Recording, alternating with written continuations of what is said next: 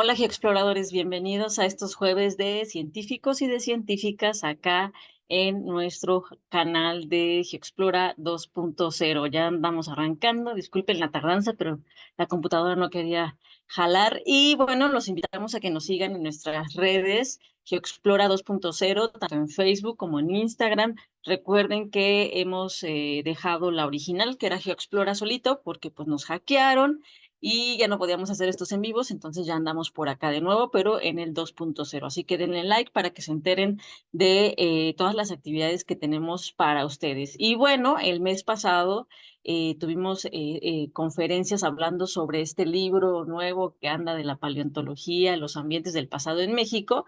Y ahora, en junio, vamos a hablar sobre los océanos del pasado, porque si no mal recuerdo, el 8 de junio se conmemora el Día Internacional de los Océanos y bueno, pues también queremos hablar de los océanos del pasado. Y bueno, vamos a tener aquí diferentes invitados, invitadas, invitados. Que nos van a hablar desde estromatolitos hasta tortugas marinas, sirenia y peces espinosos que van a venir por acá a contarnos sobre estos grupos que algunos de ellos ni siquiera hemos hablado aquí en GeoExplora. Y bueno, ahorita les presento a nuestra invitadísima de honor. Y antes queremos invitarlos a los talleres sabatinos que vamos a tener de manera virtual acá en GeoExplora y hemos preparado para nuestros pequeños geoexploradores. Si ustedes tienen un primo, un sobrino, un hijo que les gusten los fósiles, tráiganlo a los talleres virtuales, de verdad que lo van a disfrutar mucho. El 8 de junio, este sábado, vamos a empezar a hablar de reptiles marinos mesozoicos, todos esos ictiosaurios, mosasaurios, plesiosaurios, pliosaurios que anduvieron en los mares del Triásico, Jurásico y Cretácico. Vamos a hablar sobre ellos y vamos a armar modelos de papel que hemos hecho especialmente para nuestros geoexploradores. El 15 de junio vamos a dar este bonito taller de arrecifes del pasado y vamos a hablar de los diferentes organismos que construyeron arrecifes. No nada más han sido los corales que conocemos hoy en día, ha habido otros organismos que han construido arrecifes. El 22 de junio hablaremos de la evolución de las ballenas, que este es un tema que les gusta mucho a los exploradores. No se imaginan que un cuadrúpedo muy parecido, un lobo, de origen a las ballenas que conocemos actualmente. Y terminaremos hablando de tortugas marinas y de un género en especial que es Arquelón, que les da mucha curiosidad porque llegó a tener tallas enormes durante el Mesozoico. Así que no se pierdan nuestros talleres sabatinos que tenemos especialmente para ustedes. Y si alguno de ustedes está haciendo homeschool, pues también tenemos un catálogo de cursos y talleres que pueden apoyar a sus clases de biología, de geología. Si quieren hablar de paleontología, pueden escoger alguna de estas clases y nosotros con mucho gusto se las impartimos vía virtual. También queremos invitarlos a nuestra salida el 27 y 28 de julio, que ya van a ser vacaciones. Nos vamos a la Dino Expedición en la Reserva de la Biosfera Tehuacán-Cuicatlán, en donde vamos a visitar fósiles, yacimientos fósiles de hace 110 millones de años, principalmente marinos, pero con huellas de dinosaurios, tanto de terópodos, carnívoros, así como de saurópodos. En esta expedición visitamos también el Jardín Botánico L.A. Bravo, que la verdad es uno de los jardines más bonitos que hay en México. También visitamos las salineras prehispánicas de los antiguos popolocas y pasamos también al Museo de la Evolución en Puebla para ver unos esqueletos muy bonitos que tienen ahí de dinosaurios, reptiles marinos, reptiles voladores, mamíferos también. Entonces no se lo pierdan, 27 y 28 de julio son vacaciones, así que vayan apartando sus lugares. Y bueno, el día de hoy nos da mucho gusto hablar de un tema que ahorita fuera del aire estábamos hablando, que no es un grupo que no se ha tocado aquí en GeoExplora y que además somos fans porque van a ver que son muy interesantes. La charla de hoy se titula Los fósiles más antiguos de México, estromatolitos y los mares precámbricos y nuestra ponente es la doctora Diana Arenas Isla de la Universidad Autónoma de Baja California. Ella hizo su licenciatura en biología por la Universidad Autónoma del Estado de Hidalgo, hizo una maestría en biodiversidad y conservación con enfoque en biotas del pasado, también en la Universidad Autónoma del Estado de Hidalgo, y un doctorado en oceanografía costera con enfoque en paleobiogeoquímica en la UABC. Actualmente es docente en la UABC y en la Universidad Humanistas de las Américas. Sus áreas de investigación son la nanotoxicología ambiental, la química verde y la paleontología de invertebrados. Es para nosotros un honor recibir a la doctora Diana. Bienvenida, Diana. ¿Cómo estás? Hola, muy buenas tardes y muchísimas gracias por la invitación o por aceptar que pudiéramos platicar de los interesantísimos estromatolitos que pues son los fósiles más antiguos que tenemos en México y son una completa joya de la historia por la antigüedad que tienen estas piezas, ¿no? Muchísimas gracias y pues tú me dices, me das las explicaciones. Claro que sí. No, primero, gracias por proponerte para hablar de este tema tan bonito. Es la primera vez que vienes a GeoExplora, eso nos da mucho gusto, que no sea la última. Y pues nada, te dejamos aquí a los geoexploradores para que les expliques primero qué son los heteromatolitos, porque yo creo que no todos están muy enterados de qué son estos bichos del pasado y por qué son tan importantes. Así que adelante, el espacio es tuyo, Diana. Muchísimas gracias. Entonces, permítame compartir la pantalla. Yo te voy diciendo si se va, si se ve Sí, por favor. el Zoom y ahí ya se ve la presentación. Muy bien. Vas a hacerla grande. Listo. Ahí está. Bueno, Perfecto. pues vamos platicando sobre esta situación de los fósiles más antiguos de México, que serían los estromatolitos y por supuesto lo que ellos nos platican sobre los mares precámbricos. Soy Diana Arenas Islas, como ya contó Adriana, soy paleontóloga de invertebrados, pero me encanta por muchísimas razones también temas tratados relacionados a la geoquímica, que de entrada la palabra paleobiogeoquímica, biogeoquímica, geoquímica suena muy impactante, como que me da terror por la química y por lo que eso implica, pero la verdad es que la química es una de las herramientas más interesantes que tenemos para sacar los datos más exactos, más precisos y muchísima más información pues de los fósiles. Entonces, eso fue lo que me llevó a trabajar un poco con la geoquímica. Vamos a hablar de eso, prometo no abrumarlos, prometo que va a ser muy interesante. Y pues vamos a darle a los datos. Antes de que yo les platique exactamente qué pasó con los fósiles de México, primero les tengo que dar un contexto. ¿Desde dónde vienen estos fósiles y por qué son tan interesantes los estromatolitos? ¿Qué son los estromatolitos? ¿Cómo aparecen en nuestro planeta y qué tienen que ver con toda nuestra historia? Entonces, primero les tengo que contar la historia más interesante del mundo, que es nuestro origen como planeta y como seres vivos. Y más o menos nuestra historia comienza hace unos 4.567 millones de años aproximadamente, en donde nuestro planeta tenía la forma más bien de una bolita de magma completamente fluido que de pronto a manchones se iba secando, era muy inestable y se le estaba formando una natita encima. Esta natita era producto del enfriamiento del magma en contacto con pues, el espacio abierto, en donde pues al perder su temperatura perdía la fluidez y se comenzaba a solidificar. Eso da origen a lo que sería nuestra primera corteza terrestre o nuestra primera litosfera. Esta litosfera era súper delgadita, estaba toda negra. Si lo hubiéramos visto desde el espacio, nuestro planeta se hubiera visto como un puntito negro, más bien no se hubiera visto, todo carbonizado por esta primera capa que se estaba formando. Era tan delicada que si nosotros nos hubiéramos parado allí y le hubiéramos dado un buen golpe con el pie, seguramente se habría abierto, bueno, se nos habría deshecho el pie, pero se habría abierto la capa y hubiera dado lugar a una gran cantidad de magma que empezó a emerger por todos lados. Durante esta época fue tanto el magma que salía desde abajo y estaba todo el tiempo fluyendo que se le llamó el Adeano por hacerle pues alguna alusión al Hades asociado con los infiernos.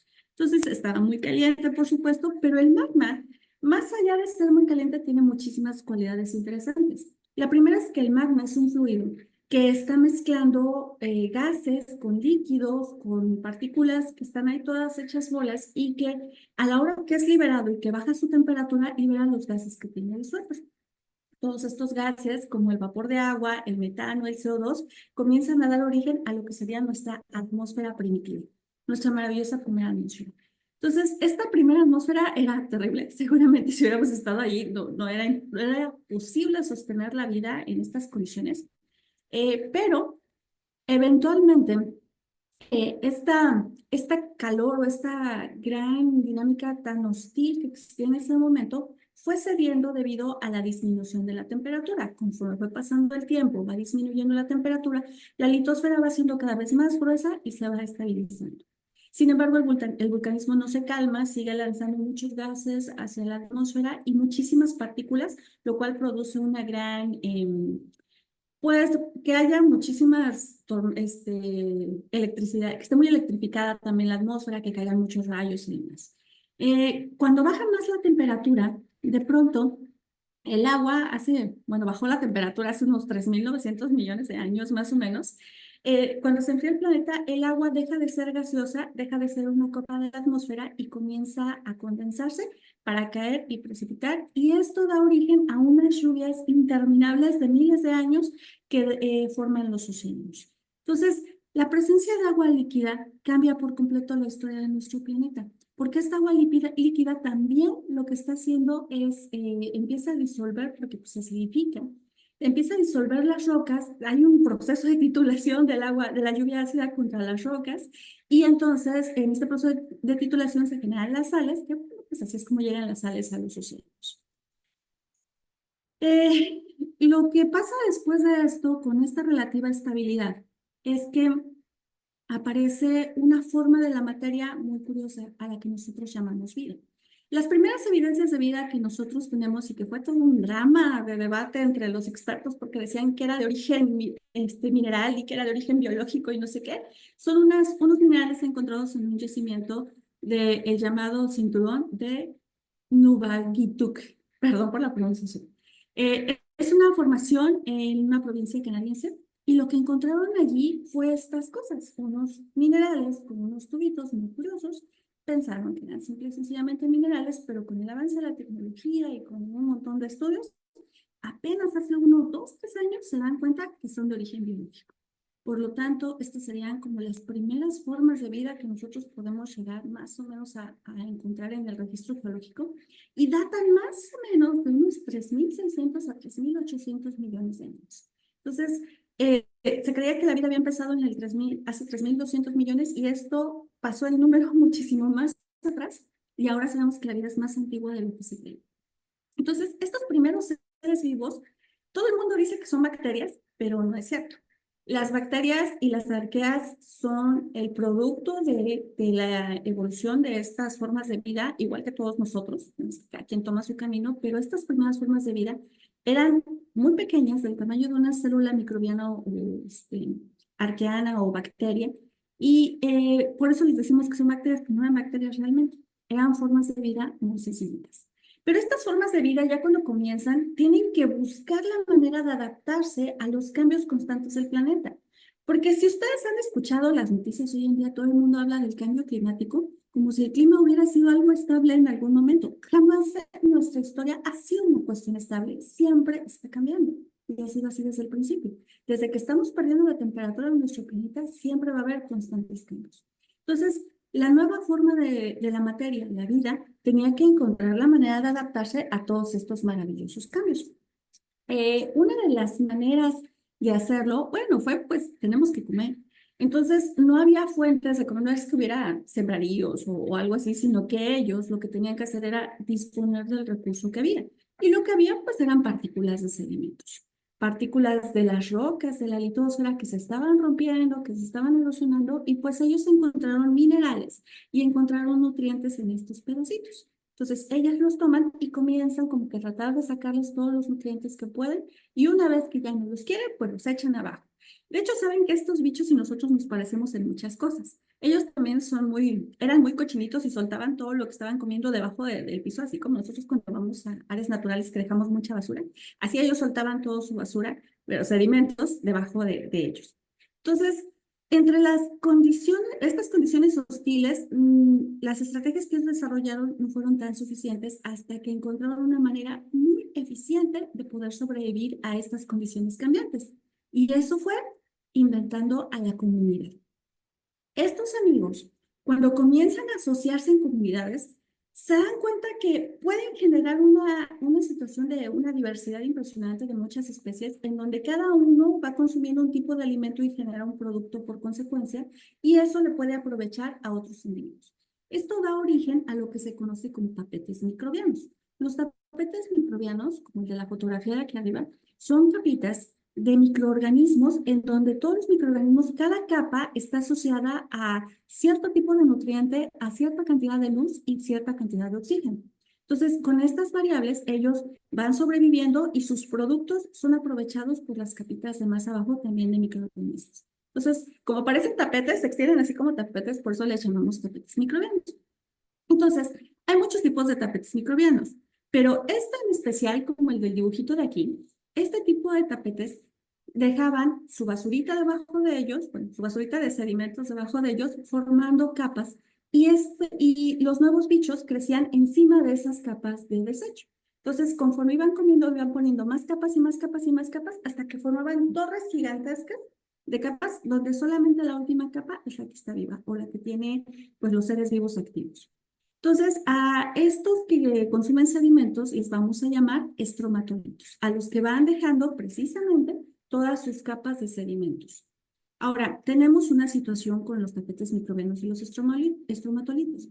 En el registro fósil, el tejido blando, en especial de las bacterias, es muy difícil, muchísimo, que se fosilice. Por eso la duda con los fósiles anteriores que les comenté, de Canadá. En realidad es sumamente complejo que haya la preservación de material microbiano. Entonces, los tapetes microbianos, así los blanditos, no suelen conservarse en el registro fósil. Sin embargo, los estromatolitos, al generar una estructura dura, que son todas las capitas de sedimento de desecho que fueron generando, ellos sí pueden llegar a dejar una estructura lo suficientemente dura para que resista los procesos de enterramiento, sustitución y forme un fósil. Entonces, tenemos fósiles de estromatolitos desde hace muchísimos millones de años, 3.200 millones de años, me parece que son de los más antiguos, están en Australia, y pues es bastante antiguo, pues son muchísimos millones de años lo que han estado estos amigos aquí. De hecho, ellos fueron los primeros pobladores de nuestro planeta y fueron tan exitosos en esta forma de comunidad que ellos hicieron, que se pusieron en todas las zonas costeras de la poca tierra emergida que en ese momento las dominaron todas. Ellos además causaron un impacto muy fuerte en nuestro planeta. Resulta que estas comunidades tenían muchas formas de aprovechar los nutrientes minerales y pues en general los nutrientes, ¿no? Pero siempre que tú aprovechas un nutriente mineral para comer, se requiere energía para generar energía. Eso es una constante para todos. Entonces, ¿qué pasaba con estos amigos y la energía? Pues que no siempre había suficiente disponibilidad de energía química para que ellos lo pudieran hacer y la competencia era tremenda. Así que un genio bacteriano se le ocurrió inventar la fotosíntesis. Cuando ellos inventaron la fotosíntesis, se dan cuenta que ellos pueden utilizar los fotones de la energía solar para poder hacer varias reacciones químicas para tener energía, para provocar reacciones químicas que les daban como resultado lo que sería energía, moléculas energéticas y propiamente pues un poco de nutrientes o estructuras especiales para ellos que necesitaban. Y el problema de esto era que estos microorganismos necesitan el CO2 para poder hacer toda su magia, para hacer todas sus transformaciones. Y eso se convirtió en un problema porque muy al principio de nuestra historia el Sol es muy joven y no alcanza a calentar lo suficiente el planeta como para mantener la vida. Sin embargo, al interior del planeta, con todos los gases de invernadero que soltaron los volcanes, pues estaba bien calientito, ¿no? Porque toda la poquita radiación que entraba, más lo cerquita que teníamos lo que sería el magma, pues mantenía muy calientito el sistema. Pero a estos amigos no se les ocurre mejor idea que robarse el CO2 y convertirlo en oxígeno. Separan la molécula y sueltan el oxígeno. Al remover el CO2 de la atmósfera y liberar el oxígeno, lo que provocaron fue un enfriamiento global. Muy al principio de nuestra historia, estos microorganismos provocaron dos de las glaciaciones más impactantes que han existido. De hecho, una de ellas cubrió todo el planeta completo y lo volvió una bola de nieve. La famosa Tierra Blanca o el efecto Snowball, que si hubiéramos salido del planeta en ese momento y lo viéramos, seríamos una bolita de nieve ahí, porque estaba todo cubierto por el hielo, por el frío, precisamente por el efecto que estos pequeñísimos microorganismos tuvieron. Y no lo hicieron una vez, lo hicieron dos veces. Entonces, por eso les digo que nos parecemos mucho, o sea, tiran su basura y cambian la química atmosférica, porque este efecto de la fotosíntesis cambia por completo la química atmosférica y eso eventualmente va a dar oportunidad de que se desarrollen los seres vivos complejos. Entonces, estos amigos estuvieron desde que aparecieron hasta que hubo un desarrollo más complejo de la vida. Ellos dominaron durante unos 3.165 millones de años. Nosotros, como en el Censoico, en nuestra época, después de que se extinguieron los dinosaurios, llevamos 50 millones de años. Y de esos, un pedacito estamos nosotros los humanos. Ellos dominaron completamente todo 3.000 millones de años. Fue muchísimo tiempo. Entonces, aquí vemos que la importancia de estos bichos, desde que aparecieron en nuestro planeta hasta el día de hoy, siempre han estado presentes. Desde que aparecen en sus comunidades, ellos, pues, unos mueren, vuelven a aparecer otros y colonizar, existen allí, se vuelven a morir y así están, pero siempre, en toda nuestra historia, han estado presentes los estromatolitos. De hecho, hoy en día siguen presentes. Esto que estamos viendo aquí es Cuatro Ciénegas coahuila, es una de las preciosísimas pozas, este se llama Upa Azul, si no mal recuerdo, y en esta hermosa lagunita tenemos lo que serían estromatolitos vivos, porque hay que aclarar, hay estromatolitos vivos y estromatolitos fósiles. Los fósiles son los que ya vivieron hace mucho tiempo, pero hoy en día tenemos estromatolitos vivos. Y no solamente los tenemos en Cuatro Ciénegas, también los tenemos en la laguna de Bacalar, en Yucatán, y me parece que hay varios por ahí, zonas donde puede llegar a haber estromatolitos. Hay en Australia, hay en las Bahamas, incluso creo que en uno de los dos polos, no recuerdo bien cuál, hay estromatolitos. Entonces siempre, siempre han estado presentes, ya sea mucho o poco, pero han estado allí los estromatolitos. Bueno, vamos acotando toda esta nuestra historia de los estromatolitos hacia México.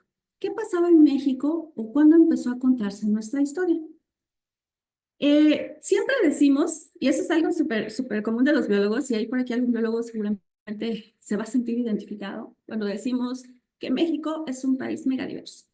Y yo siempre lo que insto o trato de hacer que mis alumnos piensen un poco es, ¿por qué México es megadiverso? Es megadiverso porque tiene una geodiversidad muy impresionante. México es una mezcla de muchísimos tipos de terrenos, rocas de todas las edades, y pues además de montañas, valles, barrancas y una gran diversidad de paisajes. Por supuesto que bajo todos estos paisajes y toda esa diversidad, pues vamos a tener muchos seres vivos que quieran ocupar cada uno de estos pequeñitos paisajes. Por lo tanto, gracias a la geodiversidad, nosotros tenemos una megadiversidad biológica. ¿Qué sería la geodiversidad? Podríamos decir que tiene algo que ver con la abundancia y la variedad de materiales, rocas, relieves, paisajes, valles, etcétera, materiales, minerales, petróleo, etcétera, que puede llegar a tener México. Es una parte muy importante para albergar muchos seres vivos diferentes, pero ¿siempre fue así? No. La geodiversidad que tenemos actualmente es el resultado de una historia geológica muy compleja que, según este mapa del Servicio Geológico Mexicano, empezó hace algunos cuantos millones de años. Esta imagen que ustedes están viendo es un mapa, como digo, que publicó Servicio Geológico Mexicano en el 2019. Y aquí lo que vamos a ver en todos estos colores que están viendo ahí, tanto en el mapa como en el cuadro que está por debajo, son tipos de rocas. Tenemos ahí sedimentarias, ígneas y metamórficas. Solamente las rocas sedimentarias son las que pueden portar fósiles, salvo algunas excepciones, pero digamos en general las rocas sedimentarias, las ígneas y las metamórficas no suelen portar fósiles. Entonces, ahí lo que vemos es que de este lado al último tenemos lo que serían las rocas metamórficas, las de colores moraditos. Esas serían las rocas más antiguas de nuestro país, en México, pero esas no tienen fósiles. Nos tendríamos que, para buscar los fósiles más antiguos de México, tendríamos que irnos a las rocas sedimentarias, y es esta manchita de aquí abajo. Ahorita la vamos a ver con más calma.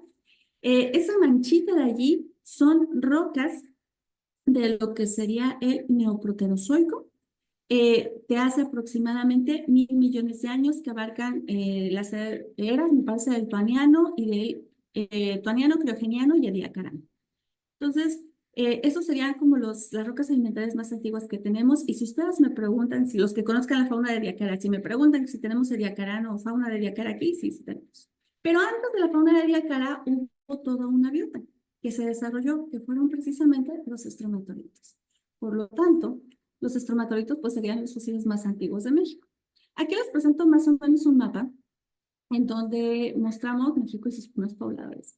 Mostramos algunos manchones de precámbrico, que bueno, pues, son de las rocas más antiguas que tenemos pues, en el planeta, y dónde están ubicados. A México sí nos tocan rocas antiguas, no tan antiguas como en Australia, pero más o menos 1.000 millones de años. En rocas sedimentarias es un chorro de millones de años.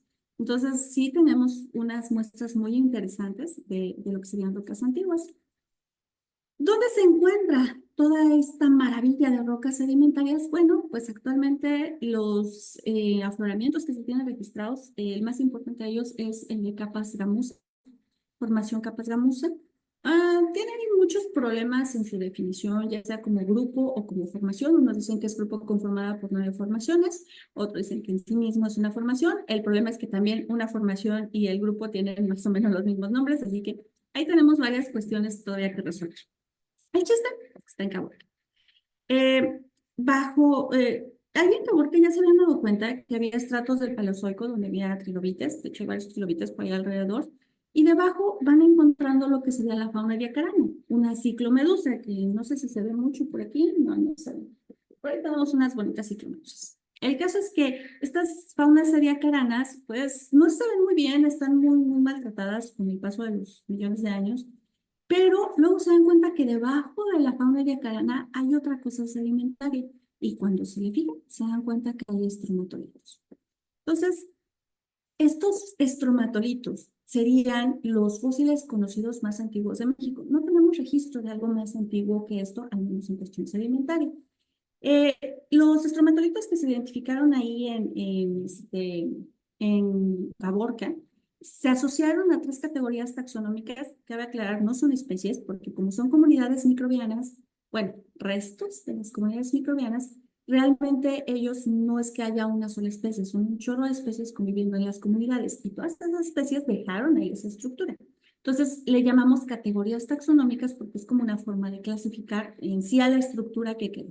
Entonces, estas categorías taxonómicas serían Platela, Jacutophyton y Conophyton. Más o menos estas son las estructuras que nosotros estaríamos encontrando por allá en Caborca. Si se dan cuenta, hay mucha ciudad alrededor. Pues, están construyendo encima y pues está muy en riesgo esta zona. Pero bueno, miren, a lo mejor ustedes no lo alcanzan a distinguir, pero si le ponen mucha atención a la roca, van a ver una especie de rayitas como que van haciendo un medio círculo. Ahorita los vamos a ver con más calma, a ver si se ven mucho mejor. Pero sí está complicado distinguirlos. O sea, tienen su grado de dificultad por encontrar estas lindas piezas. La edad estimada fue todo un problema, porque dan muchas aproximaciones en lo que serían los autores, bueno, las personas que más trabajaron con esto, que fue Ceballos Ferriz, Weber y más adelante otras personas, intentan dar una aproximación, pero eh, todas las aproximaciones son simplemente eso. ¿Por qué? Porque se puede datar lo de abajo, se sabe qué edad tiene lo de arriba, pero hay huecos que faltan. Entonces, como que estaba lo de abajo, se erosionó, se plantó lo de los estromatolitos, se erosionó y luego se plantó el ediacarano, así que realmente la edad es complicada. Para fines prácticos, estimamos de 900 a 800 millones de años lo que tienen estos bonitos estromatolitos. Bueno, capas gamusa, como les decía, es el conjunto más o menos de unas 7 formaciones. Algunas de ellas portan los estromatolitos, otras no. Y pues más o menos estas son los estromatolitos que ustedes pueden llegar a encontrar. Aquí es donde están algunas de las estructuras. Aquí, este sí se ve bien porque este ya está recortadito y acomodadito para que lo podamos distinguir. Ahí se ven muy bien las capas, esta típica forma de honguito de conofitón, pero pues no es la única forma que existe, hay muchísimas formas dentro del grupo de los estromatolitos.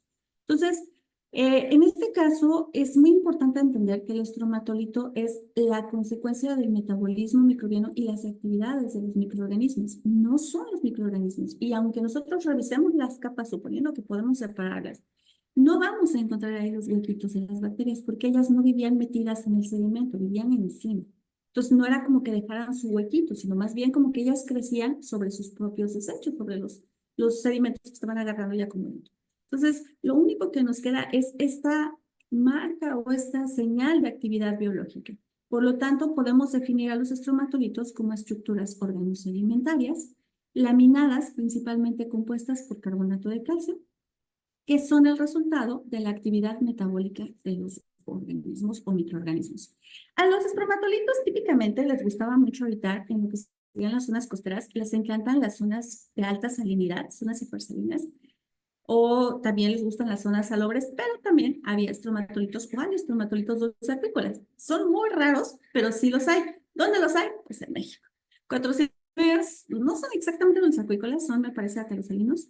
O sea que no son completamente dulces, completamente salados, pero estos amigos viven en el continente y pues ahí se han estado desarrollando todo este tiempo. Yo les recomiendo, haciendo un comercial, que si un día tienen la oportunidad de visitar Cuatro Ciénegas, lo hagan a la brevedad, porque es una zona que debido a muchos manejos muy curiosos y muy complejos, las pozas de evaporación se están secando y por lo tanto van a morir los estromatolitos y todos los seres vivos que hay un montón de seres vivos bien curiosos, hay tortugas, peces y bichos endémicos muy interesantes. Todo eso está por desaparecer, ya en cuestión de años desaparecieron ya algunas cosas y la más bonita de todas ellas ya comenzó a reducirse, que es la que a mí más me gusta, que es la de este ojo azul. Entonces yo les recomiendo mucho que si pueden, pues se den el chance de conocer Cuatro Ciénegas antes de que desaparezca. Pero regresando a nuestra historia, los estromatolitos, por lo tanto, les gustan los cuerpos de agua medio saladitos a muy saladitos y con profundidades máximas de 15 metros. Más abajo que eso, como que no les gusta mucho, porque como la primera capa es fotosintética, si no alcanza suficiente luz del sol, entonces como que ya no le va tan bien. Por lo tanto, ellos necesitan cierta profundidad para poder captar la energía solar. Entonces, cuando estas comunidades se volvieron muy exitosas y muy extensas, son a lo que nosotros llamamos la formación de arrecifes. Los primeros arrecifes de nuestro planeta no los formaron los corales porque no existían, los formaron los estromatolitos. Ellos inventaron el arrecife. Ya con el paso del tiempo, pues ya vinieron otros a sustituirlos, que esponjas, que bivalvos, que, que corales, etcétera. Pero quienes fueron los primeros constructores, pues fueron estas bellezas. ¿Qué grupos, como les dije, podemos encontrar por allá? Entre los grupos, las clasificaciones taxonómicas que más o menos podemos medio encontrar en estos lugares, pues está este amigo Jacutophyton. Vean muy bien cómo está formada Jacutophyton, cómo es una torrecita y cómo tiene estas ramificaciones. Esto es muy importante de comprender porque esta morfología en especial nos va a dar una pista de cómo era más o menos el mar o el ambiente donde se desarrollaban estos bichos. Cabe aclarar que el tipo de roca en la que se encuentran inmersos son calizas. Las calizas nos van a hablar de plataformas carbonatadas, o sea, como de playitas tipo Cancún, más o menos, una plataforma carbonatada, donde ellos pues más o menos se distribuían. Por eso se formó esta roca. Entonces estamos hablando de una zona de mar, una playa y una zona de mar, una plataforma de próxima a la media, o sea, playita, zona, bueno, zona intermareal, más para atrás, atrás de la zona de donde están las olas y donde rompen, más para atrás y más para atrás.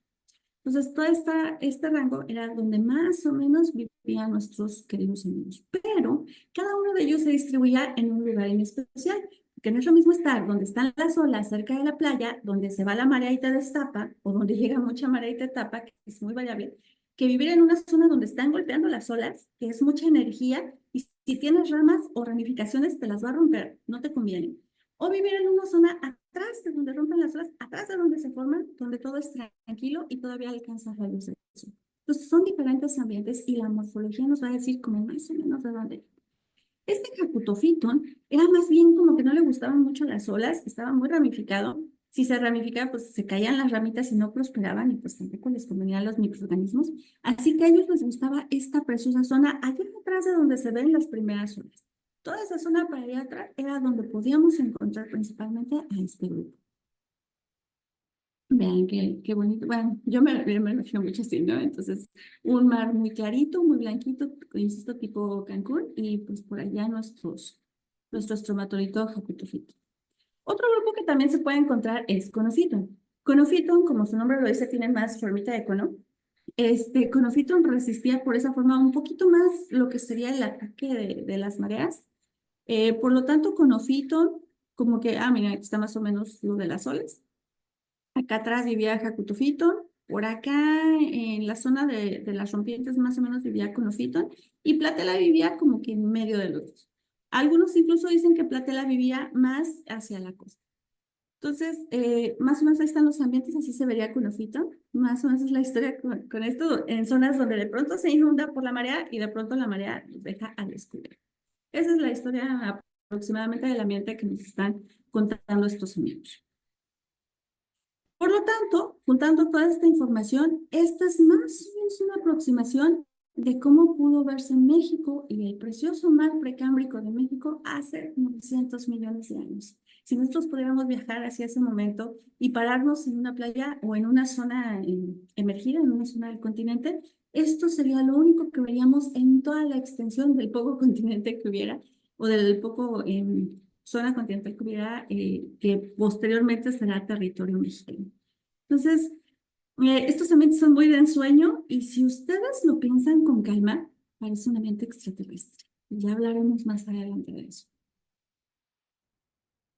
Tenemos muchos problemas con este asunto de los estromatolitos. Yo aquí traje uno muy lindo para presentárselos, porque es muy difícil la identificación de estromatolitos. Ustedes ya los conocieron ahorita, ya dicen, pues si ves el honguito ahí en capitas, pues es muy fácil de identificar. La verdad es que en paleontología todos tenemos muchos problemas al principio sobre todo con la identificación de estructuras que provienen de seres vivos y estructuras que no provienen de seres vivos, que los minerales a veces se comportan como si fueran grupos biológicos, nos parecen grupos biológicos y no lo son, como en este caso que le estoy mostrando un fósil de un ciprés, muy bonito, aquí está abajo. Y esto de la derecha, lo que está de fondo amarillo, es un mineral que se llama dendrita y no tiene nada que ver con el origen biológico. De hecho, déjenme mostrarles un video para que vean cómo es que sin intervención biológica se forman las dendritas. Este video que ustedes van a ver es un video muy bonito sobre la síntesis. Déjenme cierro esto porque me está haciendo soniditos de hace rato. La síntesis de una dendrita de plata. En esta solución que ustedes ven es una solución de nitrato de plata, es decir, un poco de agua destilada, ionizada, perdón, con una solución de nitrato de plata y le aplican un potencial eléctrico. Entonces vamos a ver qué pasa. Cuando le van aplicando el potencial eléctrico, miren ustedes cómo los minerales, bueno, la plata que se encuentra contenida en la solución comienza a juntarse, molécula con molécula, perdón, átomo con átomo de plata, y van formando estas ramificaciones tipo dendríticas. Así se forman algunos minerales naturalmente. Entonces, con el paso del tiempo, si ustedes ven, parece una planta, pero allí no hay nada de intervención biológica más que el tipo que le está poniendo el potencial, ¿no? Pero fuera de eso, en realidad no existe un metabolismo biológico que le dé origen. Ahorita que mueven un poco la cámara van a poder apreciar cómo se forma. Ah, ahí está. Toda la estructura ramificada. Y eso sería, pues, más o menos, ahora que ustedes lo ven así, que ven más o menos cómo va creciendo el mineral, podemos volver a ver nuestro fósil, bueno, nuestra pieza, y nos damos cuenta, pues, que es una dendrita mineral y que muy posiblemente está dirigida por, eh, por procesos no biológicos. Entonces, ¿qué vamos a hacer con eso? Porque el caso de los cipreses no es el único problema que tenemos. Los estromatolitos son un problemón. Porque en este caso de las dendritas y los cipreses, pues te le fijas bien y ya te das cuenta si es mineral o es biológico. Pero en el caso de los estromatolitos no es tan sencillo. Hay un montón de estructuras geológicas que se parecen un montón a los estromatolitos.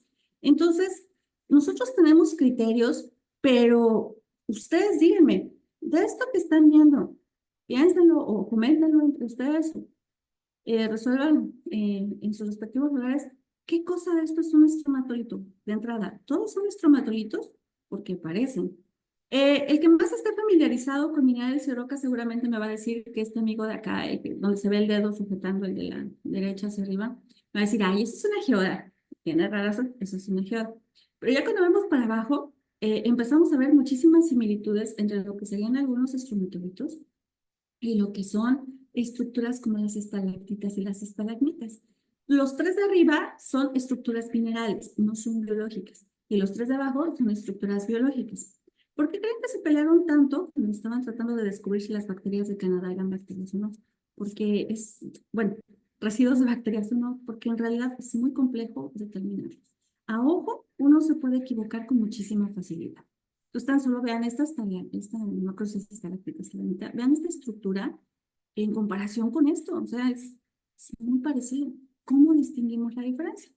Bueno, ¿qué es lo que podemos hacer? Lo que se hace O lo que yo descubrí que se puede hacer y que funciona bastante bien es recurrir a la maravillosa química, que como les dije, es una herramienta fantástica. Yo también soy de las personas que odiaban mucho la química cuando iba a la secundaria y en la prepa.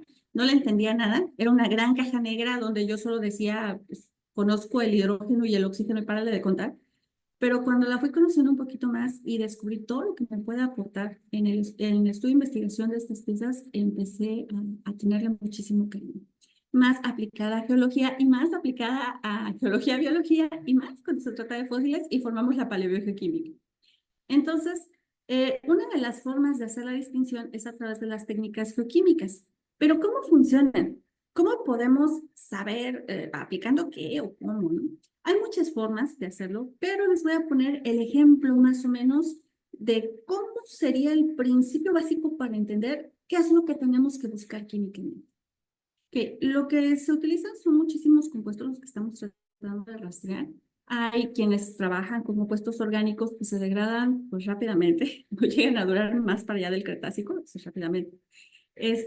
Pero generalmente los compuestos que pueden llegar a ser más interesantes o los átomos más interesantes son los famosos metales traza. Bueno, famosos como metales pesados. Ya no se usa ese término. El término correcto es metales traza o elementos traza, porque son muy poquititos en el ambiente y entonces estos elementos tienen la cualidad de preservarse durante miles de millones de años y una vez que uno los acomoda de una manera, así se van a quedar. Entonces, esto nos permite utilizarlos para saber si hubo una huella biológica ahí en ese lugar que nosotros estamos viendo, en esta estructura que queremos analizar. ¿Cómo vamos a saber si hubo una huella biológica? Yo para eso les traje este bonito ejemplo. En esta roca que ustedes ven, aparentemente sin ninguna cuestión interesante, vamos a ver que hay una serie de puntitos negros. Estos puntitos negros que ustedes ven en toda la roca distribuidos por allí son minerales de hierro. Una roca se rompió, una roca con muchos minerales de hierro, fue dejando muchos sedimentos, se mezclaron con la arena y ahí queda. Vean la distribución de estos minerales de hierro. Están al azar, por todos lados, como si hubiéramos salpicado, y están así completamente al azar. Si ustedes son observadores y giran un poquito acá a la izquierda, van a ver un tubito. ¿Cómo se van a dar cuenta del tubito? Aparte del hueco, van a ver que hay una inusual concentración de minerales de hierro. ¿Ven? Ahí están concentrados y de una manera curiosa, porque si la ven con atención, hasta están en rayitas, así como si fueran en capitas.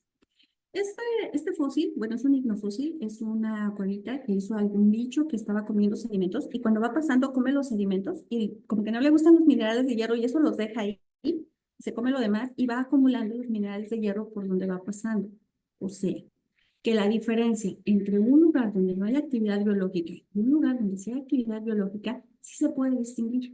Ahora, aquí es muy visible, pero hay lugares donde las rocas, por ejemplo estas, eh, parecen a lo mejor una estructura biológica, pero queremos saber si realmente hay una huella, si realmente los seres vivos a la hora de consumir su alimento dejaron alguna acumulación o anomalía en los elementos. A estas anomalías o a estas acumulaciones o estructuras o formas que se dan por consecuencia de la vida y que no puede ser de otra manera, o sea, que sin vida no estarían así, es a lo que llamamos bioseñales. El fósil se pudo haber desaparecido. En el caso de los tapetes microbianos, que no se fosilizan así como los estromatolitos, sino que desaparecen, si ahí hubo seres vivos, posiblemente se pelearon con algún elemento y lo estuvieron acumulando y lo dejaron ahí porque no les gustaba. Hicieron un montoncito, mientras que donde no hubo vida, no hay un montoncito. Entonces, eso es lo que estamos buscando para que nosotros podamos detectar si esto es de origen biológico o no. Les llamamos bioseñales, para que se escuche más interesante y a la hora de que platiquemos nos veamos también más interesantes, también les podemos llamar fósiles químicos, porque bioseñales se escucha un poquito más simple, fósiles químicos sería lindo, pero básicamente entre más vieja sea la roca que estamos trabajando, o entre más antigua sea, nos conviene más utilizar metales traza o elementos traza, que son los que se mantienen por muchos más millones de años.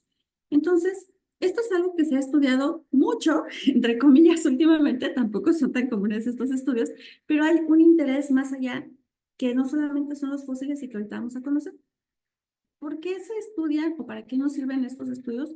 Para buscar rocas muy antiguas en nuestro planeta que a lo mejor no vemos fósiles visibles, pero que sospechamos que hubo vida y nosotros, gracias a estas bioseñales, analizando la composición química de la roca, podemos detectar si es que hubo vida allí o no. Los fósiles químicos no se ven tan bonitos como uno se lo imaginaría, no son tan bonitos como esta estructura. Se ven más o menos así como lo está mirando allí, ya sea por medio de aparatos que nos van a permitir ver las concentraciones de elementos o por medio pues de análisis donde tenemos que destruir la roca y tenemos que sacarle su compuesto y separarlos y contarlos y todo eso, ¿no? Entonces, más o menos así como grafiquitas y este tipo de análisis, pero la información que nos proporcionan es bastante buena. Se nos van a decir de entrada si esto es biológico o no. Y eso es muy relevante. El uso de bioseñales es muy lo que les acabo de comentar y bueno, pues podemos llamar fósiles químicos, ¿no? Ahora, eh, aquí, pues ahí está más o menos lo del estudio de las capas gamusa. Algo de lo que se hizo con estos estromatolitos de Caborca fue preguntarnos si ellos nos podían aportar información sobre esas bioseñales, porque ellos estuvieron hace 900 millones de años en México y hoy en día también tenemos estromatolitos vivos. Entonces, ¿cómo yo voy a saber si un fósil de hace 900 millones de años va a dejar una marca similar a la de la vida si yo no lo puedo comparar con algo vivo? Como los estromatolitos siempre han existido y aún existen, lo que se hizo fue agarrar los estromatolitos fósiles y los vivos y los comparamos a ver cómo se comportaban con los elementos. Si ambos, tanto los vivos como los fósiles, mostraban las mismas variaciones en el patrón de los elementos, teníamos una bioseñal. El trabajo que nosotros hicimos acá, sobre todo porque es muy delicada con los fósiles, fue de buscar una técnica no destructiva y al final mucho de lo que se logró acá fue pues poder utilizar una técnica no muy amada por los geoquímicos, que es la técnica del XRF, que es esta pistolita que ven aquí, que la utilizan los joyeros, le disparan a una pieza y saben qué composición tiene. No es muy exacta, pero aquí le hicimos algunos pases mágicos con calibrando el equipo, llevándolo hasta su extremo y pudimos obtener los otros números. Y sin destruir las piezas.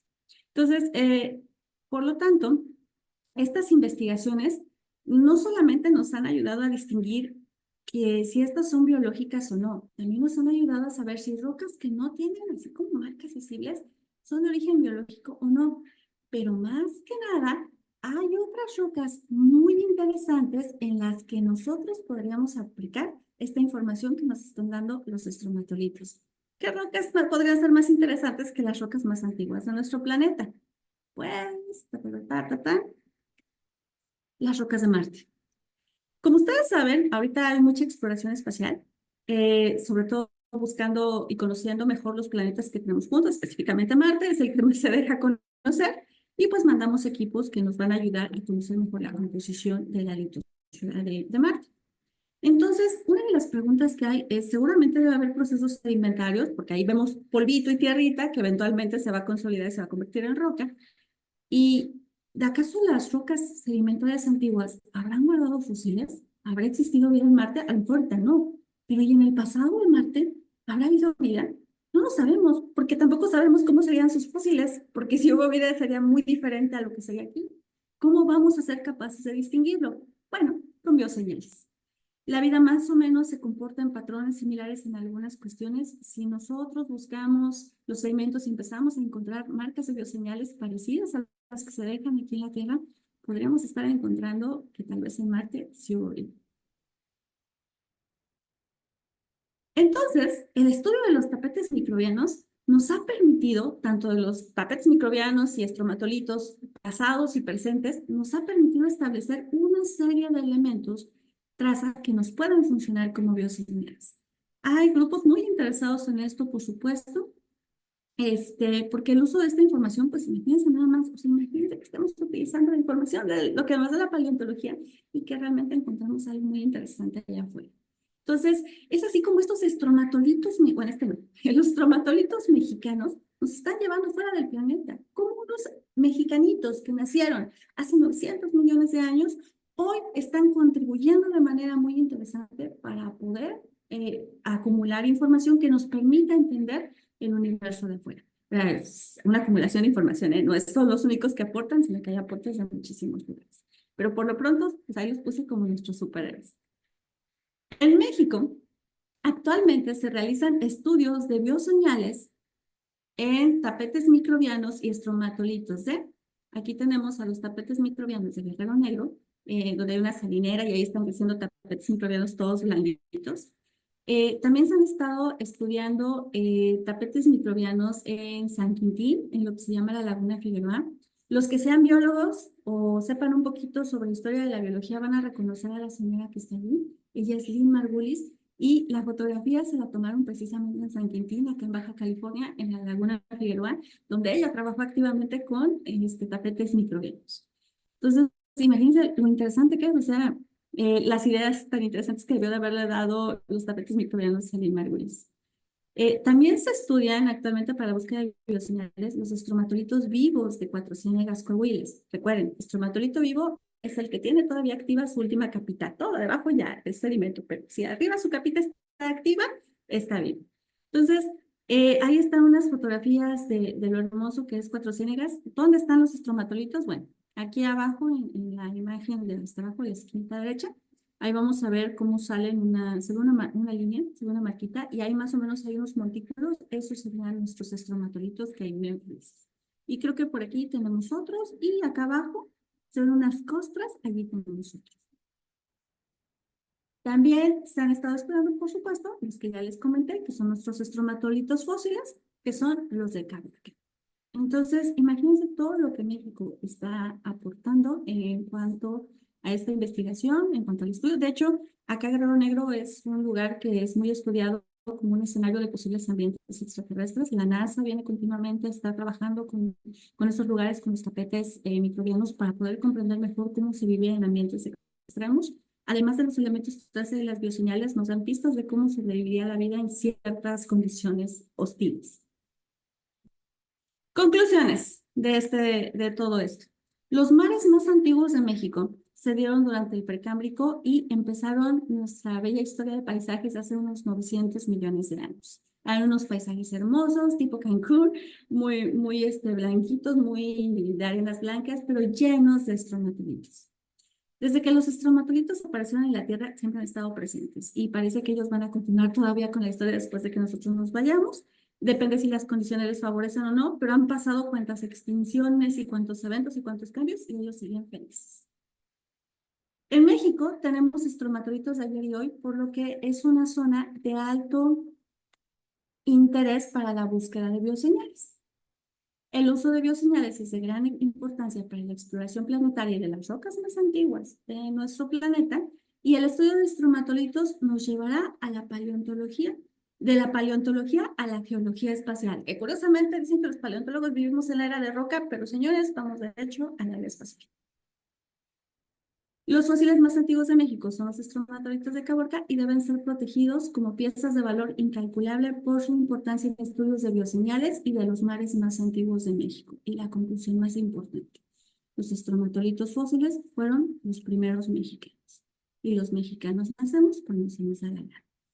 Y como los estromatolitos van a prevalecer en nuestro planeta, esta historia continuará. Muchísimas gracias por su atención.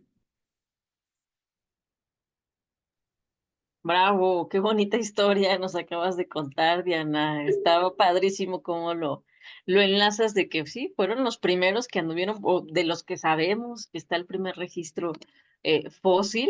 A lo mejor todavía no tenemos la tecnología para ver si hubo algo más viejito que un estromatolito. Ojalá que nos toque ver eso si es que alguna vez tenemos la tecnología, pero hasta el momento lo que sabemos que es más antiguo en el registro fósil. Yo también enseño ese ejemplo de que nos mostraste de Quebec, que son como esos tubitos Ajá.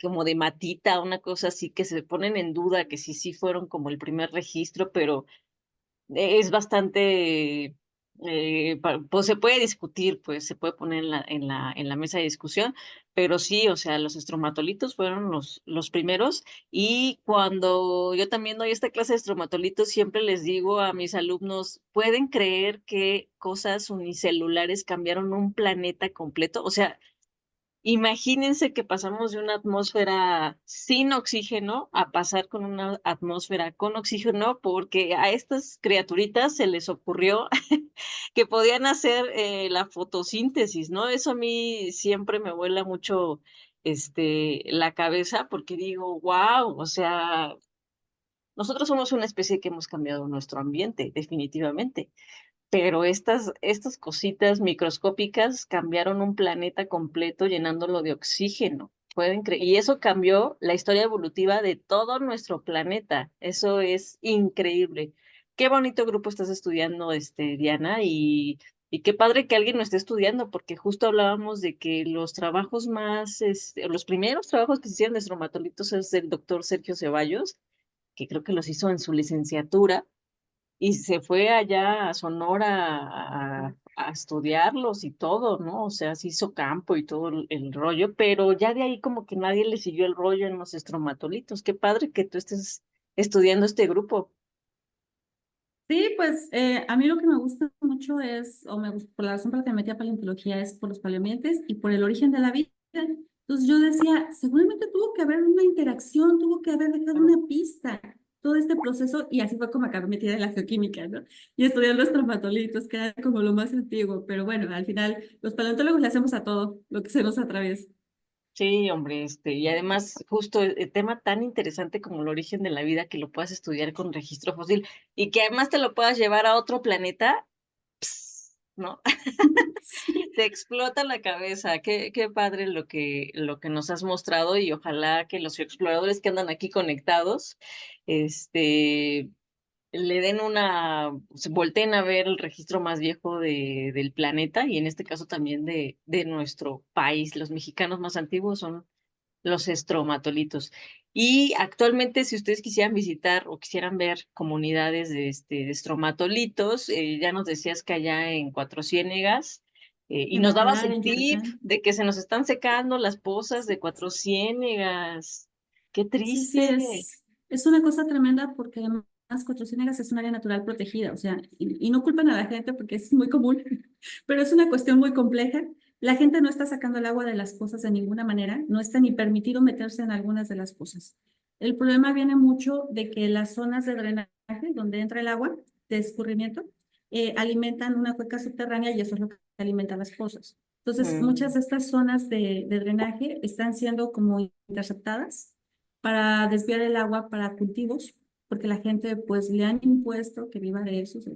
Es muy complejo, como te digo, es socialmente complejo, pero están desviando el agua y las pozas ya no están recibiendo el agua desde abajo, por lo tanto se están secando. Entonces, es una de las hipótesis que hay sobre por qué se está yendo el agua, parece que es la que más explica lo que está sucediendo, pero se wow, están desapareciendo. O sea, de un año a wow. otro estás perdiendo una poza. Ah, yo no conozco, tengo que ir. Ahorita que dijiste vayan, Tienes que dije, ir, ay, tienes santo que ir. Dios, tengo que ir antes de que desaparezca ese ecosistema que además es de los más estudiados justo para ver estas ondas de origen de la vida y es una maravilla, por lo que he visto, es una maravilla. Y hay otras acá en Puebla, no sé si tú las visitaste, en Alchichica, creo, en la laguna de Alchichica hay unos estromatolitos que ya están en la orilla del lago porque el lago también ya se va secando y quedaron así los muertitos a la orilla, pero puedes ir justo a ver un estromatolito. En Bacalar también yo había escuchado y creo que alguna vez vi alguno, pero pues ya en muy mal estado, en alguna parte de la laguna, ¿no? Pero es que también qué interesante que estas estructuras sean tan exitosas que hasta hoy en día, después de miles de millones de años, estas comunidades microbianas sigan decidiendo y apostando por estas estructuras, ¿no?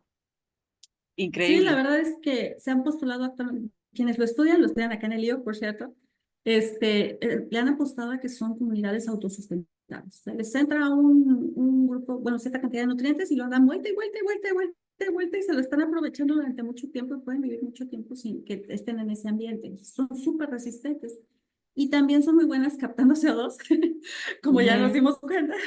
Entonces son como ecosistemas propuestos, microecosistemas propuestos como para que se jalen todo el CO2 que a nosotros se nos está pasando la mano echar, ¿no? Entonces a lo mejor nos pueden echar la mano con eso. Digo, ya que cambió el clima de todo un Claro. planeta, a lo mejor pues nos pueden ayudar un poquito. Sí, totalmente. Bueno, te voy leyendo por acá los comentarios que nos ponen los geoexploradores. Por aquí está, o estuvo Dani Rivers, dice, yo soy bióloga y está en lo correcto cuando dijiste esto de México es un país megadiverso. También por acá Ventura Salas dice, también yo soy biódrogo.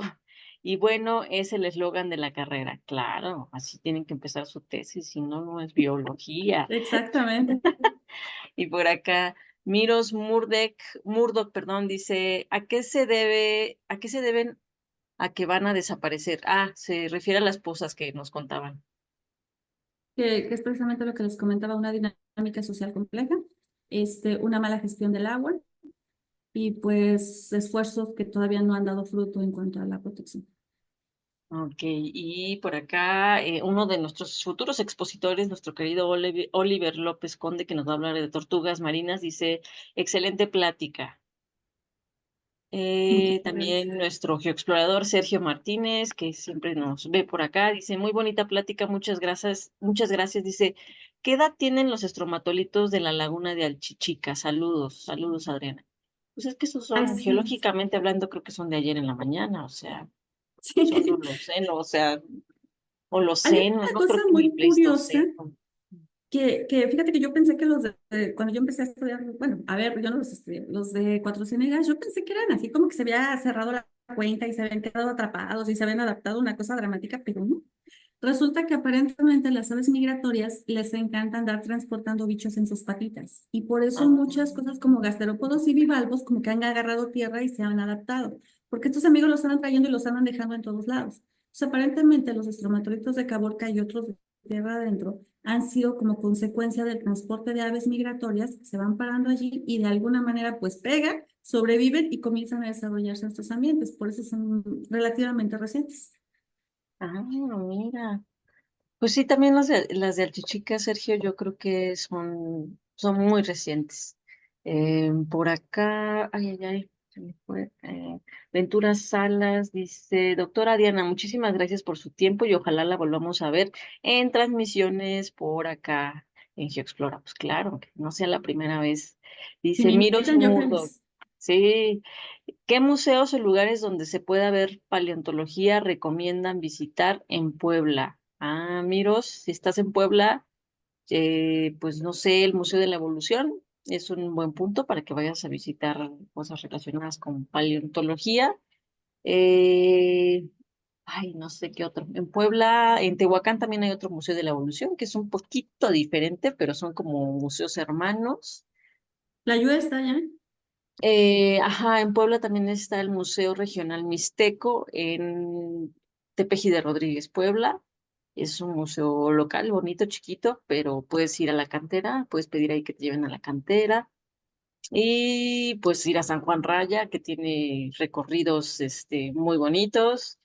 Acaban de abrir un nuevo museo en Los Reyes Menzontla sobre paleontología y van a hacer recorridos. Entonces hay un montón de opciones. Puebla tiene un registro fósil para echar para arriba. Muy, muy Sí. bonito. Si viven por ahí, aprovechen. Luego dice Alondra Góngora, yo no estudio biología, pero siempre me ha gustado mucho investigar y conocer el origen de la vida en nuestro mundo. Los estromatolitos los conocía, pero no tanto a profundidad. Muy buena plática, gracias. Ah, mira, Muchas gracias. conocedores de los estromatolitos por acá que le echan porras. Sergio Martínez dice gracias y Roberto Huiztlán y Santa María dice muy interesante la plática y felicitaciones a la doctora Diana por su importante investigación.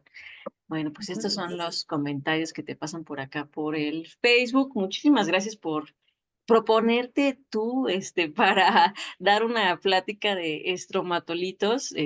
Era un grupo que no habíamos tocado acá y que a mí me parece maravilloso que lo conozcan los geoexploradores, porque ya ven que tiene que ver incluso con el origen de la vida y cómo fue evolucionando pues la vida en nuestro planeta, lo cambiaron todo. Ellos pusieron el por dónde iba a ir todo, ¿no? Sí. Este, las rutas metabólicas se volvieron oxigénicas nada más porque a esto se les ocurrió hacer la fotosíntesis, ¿no? Entonces, nada más para que se den una idea de la importancia de los estromatolitos. Pues Y ahí Diana, empieza la tengas endosimbiosis, sí, todo, nosotros, y bueno. todo y Por eso toda la Lynn Margulis evolución. se inspiró precisamente Oye, qué con estos buena bichos. foto. Ajá, yo Sí, no, ella yo estuvo nunca allí. había visto a Lynn Margulis ahí en San Quintín. sí, sí. echándose Hay alcohol colectante. un cóctel de almejas, que, híjole, ¿cómo les quedan No ahí en sé. San Quintín? Ay, Riquísimos, no, ¿eh? ni me digas, porque me voy para allá. Oye, pero muy buena foto, qué bonita que yo cuando lo vi dije, ¿a poco es Lynn Margulis? Sí, qué Sí, bárbara, sí, sí, órale. sí.